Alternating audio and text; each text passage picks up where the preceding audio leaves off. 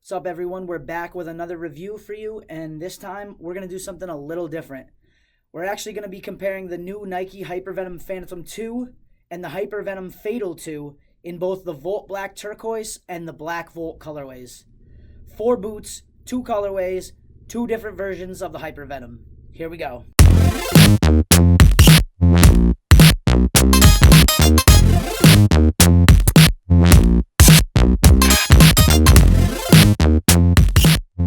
This iteration of the Hypervenom has an all-new upper. The honeycomb pattern Nike skin upper we originally saw with the very first Hypervenoms has been reintroduced to the Phantom, but not to the Phatal.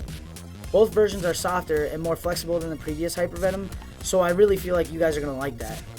With the Phantom, the midfoot to the heel feels a bit stiff because of the Nike flywire that's down the sides, but with time in these, it should loosen up and fit fantastically. This is not the case with the Phatal. They don't have the flywire built in on the side, so they're a bit softer on the midfoot and are surprisingly more comfortable through the midfoot. These new Hypervenoms, just like the previous iterations, are wider in the midfoot and toe box overall, but don't worry, even if you have a narrower foot, these will definitely still cup your foot. While these boots are relatively light, they don't feel as form-fitting as the Vapor or Superfly, but they still fit pretty well. The dynamic fit collar as well as the midfoot of the upper will take a few days to really break in, but overall these are not uncomfortable out of the box. With both versions of the Hypervenom, there's off-center lacing.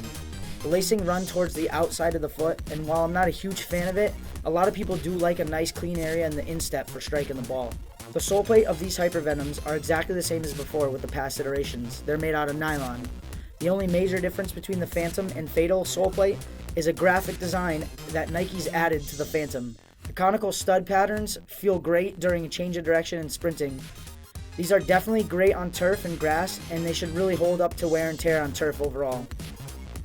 Overall, I really like what Nike's done here in bringing the honeycomb pattern back to the Hypervenom. It's soft, it's flexible, and it feels great.